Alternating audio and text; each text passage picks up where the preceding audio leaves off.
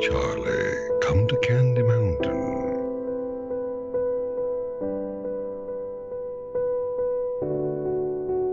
There is no absolute right way in life in some things. You may find someone reminding themselves, this is just my perspective, no matter how right or wrong, and you may find that to be tiresome and tedious.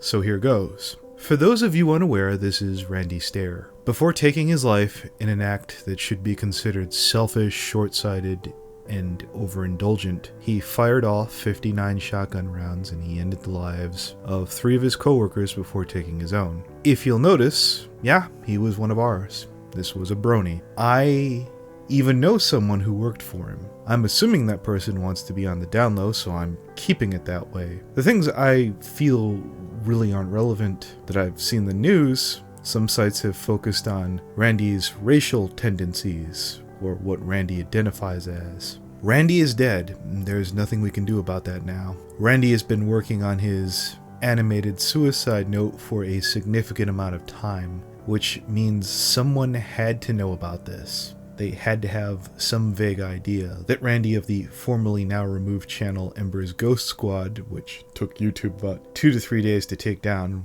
Oddly enough, Daddy05 still happens to be up, but that's another story. I'm not interested this time in hunting down anyone who kept their mouth shut. Though I would be curious to have a word with anyone who knew Randy. Hit me up in the comments. This is the difficult part. We all know the bullshit artists. We all know someone, somewhere, somehow, in this fandom who has played the suicide card. Again, I never met Randy myself, but I'm sure enough people around Randy, I can only assume, had to have heard the same crap talk to me, or I'll kill myself. Something along those lines. I don't blame those people for growing cold and numb to crap like that. The blame is on the con artists, the bluffers, the attention whores, who made that phrase, I might kill myself if I don't get X. The Keyblades of the Brony fandom. I am omitting a lot of names right now. People like you are why 3 people are dead right now. It stands to reason, no matter how much of a piece of shit Randy was, and yeah, he wasn't a nice guy, he might have gotten help. People threatening to kill themselves on Twitter, Facebook, leaving warning signs, pages long, can't be heard over all the hucksters and the 2-bit charlatans. I thought about wagging my finger at the rest of the fandom for not bringing this up, but let's be honest, I won't be shocked if I fuck this up by the time I look back at this later. I'm gonna read the intro from Randy's video. I'm gonna leave a link to Randy's Twitter, assuming it's still up. Tell me this wasn't obvious. So if anyone knows anyone like this, right now, please come forward. You don't have to tell me, but for God's sakes, tell someone. To all the people who screwed me over on this video and left me hanging, fuck you. To all the animators who agreed to help me and shoved me aside as if it didn't even matter, fuck you. To all the worthless people involved with this video in general who made me feel like I didn't even matter, fuck you. To everyone who agreed to help me in general and made me feel like I didn't matter, fuck you. To the fans who will appreciate what I managed to get done with this in 5 months completely on my own, thank you. There are going to be some missing shots left unfinished in this video, with animatics in place of black holes, due to 0 of the 10 animators who I reached out to even lift a finger to help out.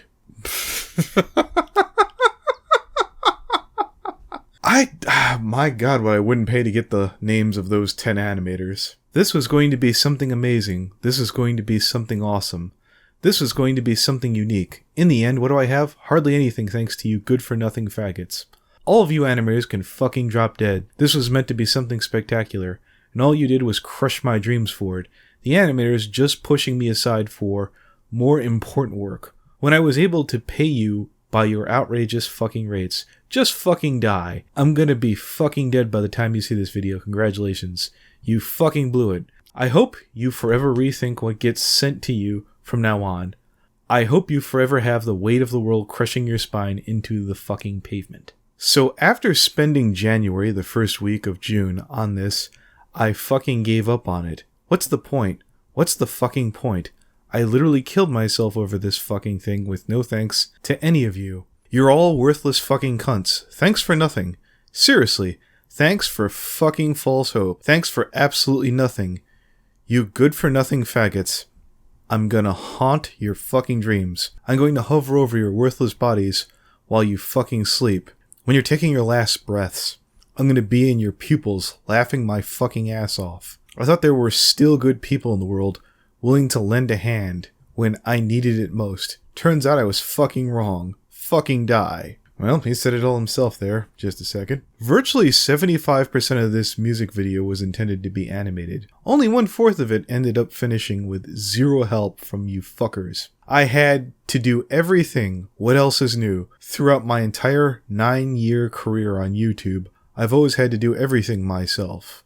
This was meant to be a collaborative effort, and you just flat out didn't fucking give a shit about me. I was patient, I was nice, I was inspired. In the end, what am I now? Satisfied. I'm fucking satisfied that I was able to somehow still make this decent animation with only 2 years of animation experience. I wanted fucking experienced people to work on this and make it amazing. Well, it didn't fucking happen. I waited 3.5 months for animators to help out, to get shut out in the cold like an ex-fucking wife. You can kiss my deceased female white ass, you good-for-nothing cocksuckers. To the fans who still care about me, some of the answers you're looking for are in Andrew Blaze's Suicide Tapes folder in the digital release set that was just released today. That set is in the video description. I'm not sorry about this either. So in How Not to Brony 38, I'd said I'd rather be talking about someone other than Lily Peet. Some of you might have incorrectly assumed that was a throwaway statement, where most people in Limbo knew who I was talking about. Y2K Toonkritic. As I wrote that line down and paused to have a moment of inner reflection, if you're waiting for this piece to be the utter villainy of Zack, I want to state right now, Toonkritic's tastes in movies, fandoms, and most, not all, cartoons make his insights entertaining, and at times insightful. If you're not thrilled that his name came up to bat, don't worry, we'll be getting back to Tumblr Horse in a moment, so bear with me. Toon's been someone who I have fond memories of, not only at his best, but at some of his absolute worst times. The narrative that Toonkritic is a plucky young underdog that can get knocked down but won't stay down isn't just one I've come along for, I helped create. And recently, I've removed Toon from Limbo and broke ties with the man. If you're wondering, well, get to the point. Toon was a friend, so I'm going to extend you a favor I normally don't, Toon. You get first dibs to explain what you're doing wrong. However you want. Call it a gift. On a short list of people I'd give this indulgency to. It sounds very presumptuous that someone in my position is turning to Toon. Hey, clean up your act. Maybe you can come back. But yeah, that's where we are. So basically Wednesday I contacted you, told you the problem, broke ties, and it was difficult and unpleasant. And that's how I feel issues should be handled. It's simply more than hearing you have to say, I'm sorry to everyone that you've tripped up with. There's an ongoing, unhealthy, if not at least unpleasant pattern that's rubbed at least 8, probably closer to 9 people I can think of the wrong way. I understand misunderstandings happen. People have bad days and make bad choices. But I'm noticing a very consistent pattern of behavior I'm not bailing you out on. This isn't me telling you to unsub Toonkritic. I'm not telling you to unpatron the man. You're free to watch his stuff. There have been enough polite private taps that have been applied to your shoulder tune by a series of friends, casual and close. I don't think any less of anyone who's still putting up with you. But you make me feel personally dirty. Without any sense of irony, this has happened on more than one occasion of me standing by you has made me a worse person for doing so. I don't mean trolling or fighting with horse news or hell even the tiny flubs. Everyone looks the other way when their friends proverbially shit the bed. In your case, that bed is getting pretty ripe. If you're thinking to yourself, well, yeah, I could have easily have cut ties with you first. Yeah, well, you didn't. This comes normally at the end of the video, but we're going to get this out of the way right now. Thank you. Fuck you. Bye. Alright, we're going to talk about Lily Peet's Discord. If you're waiting for screenshots, 1, I really don't have any. 2, there wasn't all that much juicy going on there. Oh sure, there are things I could spin into a big deal, but the earnest, honest truth is, why I don't agree with how the room is run, it kinda has to work that way. Let's roll this back. I got challenged to pledge $15 to get access to Lily Pete's Discord chat, to have a debate. This back and forth had happened long enough, and I was tired, and to be fair, I just assumed I would be pledged, get blocked on Patreon, which I understand refund you the money, so to win the argument, I'd have to make 2 to 3 clicks. And just wait. I woke up the next day and either the password was updated or I just simply missed it. To be fair, I'm pretty dopey, so, we'll just say I missed it. I got into the chat before any kind of discussion. I knew between 2 and 3 people in the room. I saw Ebek, a former patron of mine, Nightmare Rider, who I knew all the way back to the first Rift, who I forgot that we threw out of the Secret Rift for, I believe, inactivity. You're free to check out his channel and see that there was a massive break in content for yourself. He's active now, and you're free to check his work out as you see fit. I'll say while I'm salty at Nightmare, his work in analysis, last time I checked, at the very least, isn't a lazy-ass recap. The third individual is, I think, Patchwork. This is the interesting part. While I don't have any good feedback about her going in, she had a neat little headcanon.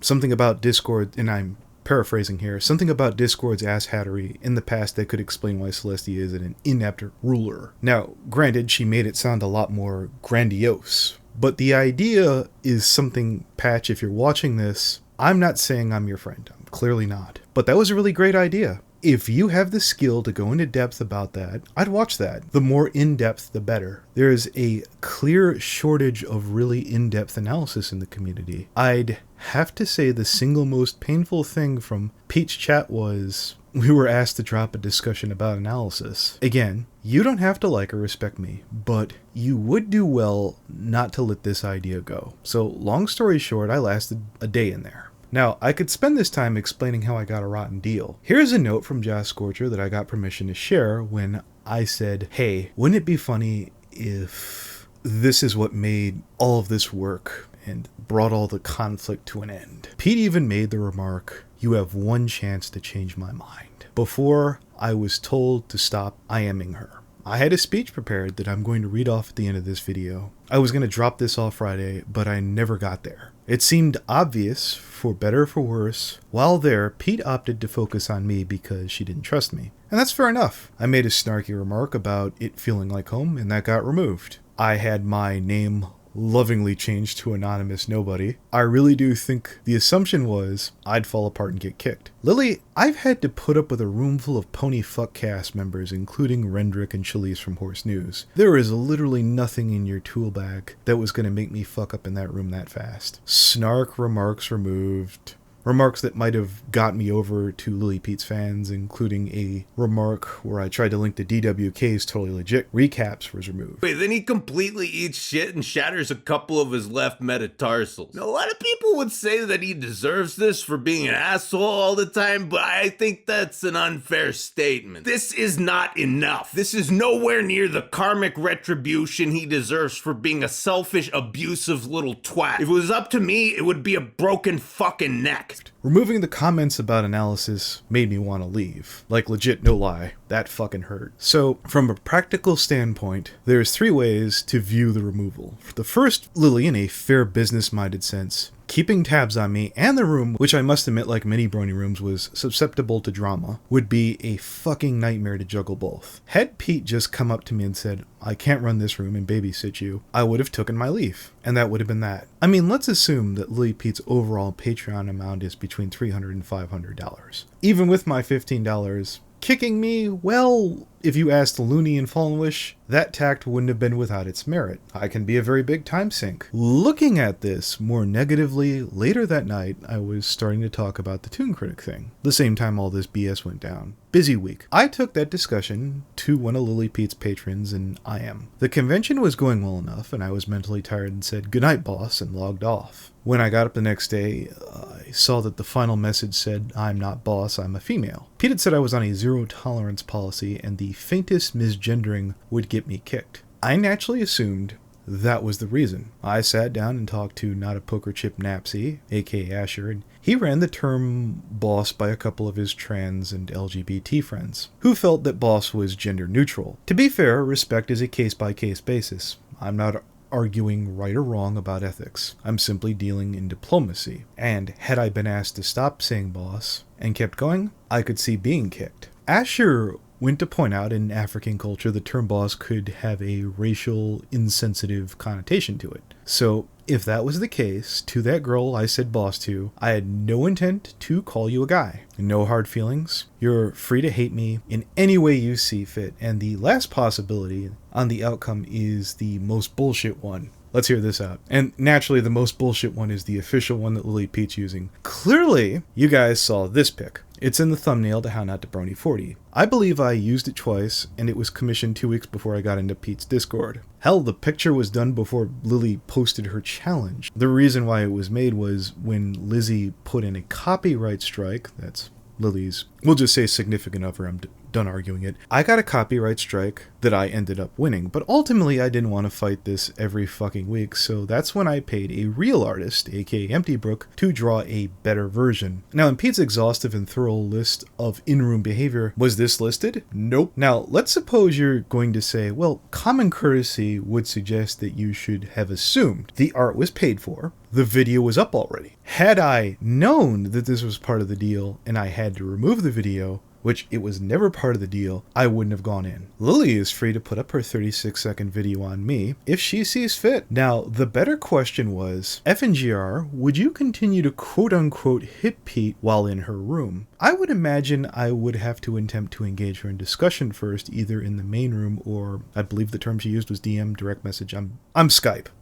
I'm Skype for life. I hate Discord up and down. If you'll notice, when Josh and I opened up a pipeline for communication, things have gone relatively smoothly. What's more, as for the picture, I made multiple images of Josh Scorcher done up like Donald Trump. Same artist, by the way, that did the Pete pic. I commissioned 3 images on Josh on Trump. That's 3 times more offensive numerically. And if you're saying it's not the same, well, let me ask you this if you're transgendered. Which would you rather be called, a dude or Donald fucking Trump? Take a moment to answer that. I mean, till now, if this version's legit, which I feel like it was a last-ditch effort to get out of a discussion attempt, it would mean Lily here is more sensitive than Josh Scorcher. And with all due respect as someone who's talked to both of you, I don't believe that. But don't accept my answer as fact. If you're in Lily Pete's chat, go ask Zane who's more sensitive, Josh or Lily. If you don't want me in your room, since presumably I got my money back again, you could have just asked,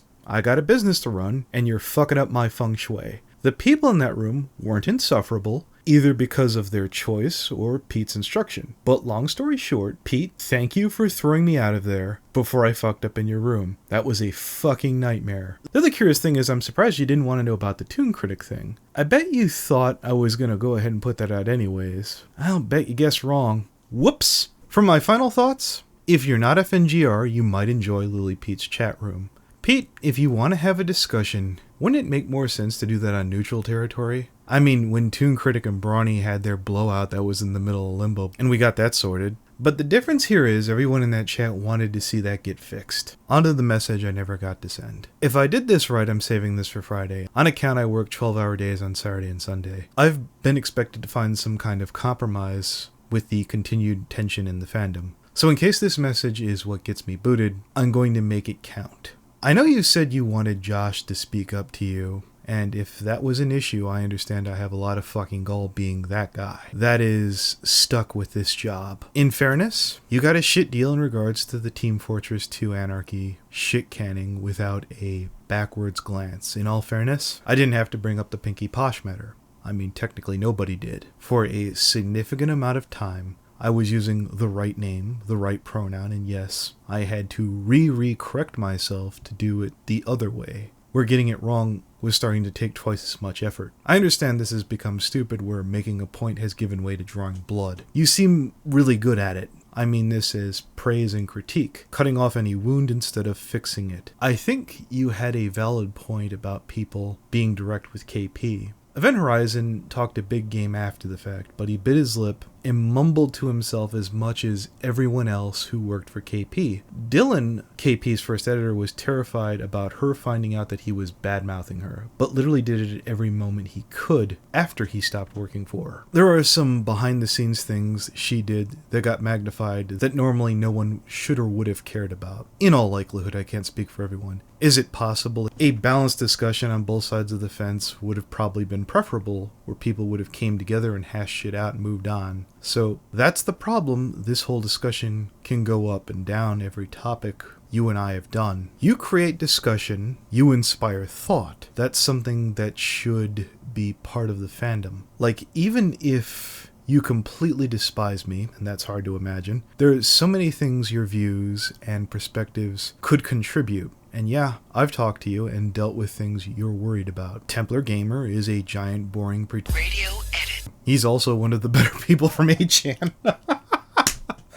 I've fallen into the trap that everyone who's being a meme lord in the comments is an 8channer. I'm not here to tell you how to run your comment section or your room. You got a system and it works for you. There's a lot of swimming uphill that's not entirely necessary that you prescribe to. I've gotten carried away with this, and I don't even think that's the bad part. In getting carried away with this, I feel like I'm the only guy who knows I'm getting carried away with it. I have no right being the guy to hold out their hand and go, come on, this is a fumble. This doesn't need to happen, but I'm the only one doing it. I'm assuming Josh cares about you on some level. Old friends always do, and we shouldn't be so quick to toss them away. And yes, I know that doubles for him. And like everyone else, I know pulling away online, there's a bunch of bullcrap I have no earthly business knowing, even if I didn't have a big mouth. When you put up that line, we're going to give this a shot, oh my god, I bulked under the pressure. When I paid the $15, I'm not going to lie, I thought it was going to be an instant kick, and I would get a breath of fresh air. Well, I tried,